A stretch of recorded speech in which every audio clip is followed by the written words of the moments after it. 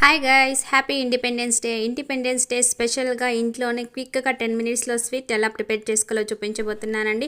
ఈ రెసిపీ కోసం 1/2 లీటర్ పాలు తీసుకొని బాగా మరగనివ్వాలండి. పాలు మరిగిన తర్వాత ఒక కోకోనట్ని మెత్తగా గ్రైండ్ చేసి ఇందులో వేసి బాగా ఉడికించుకోవాలండి. ఇలా కొద్దిగా దగ్గర పడిన తర్వాత 1/2 కప్ షుగర్ వేసి బాగా కలుపుకోవాలండి.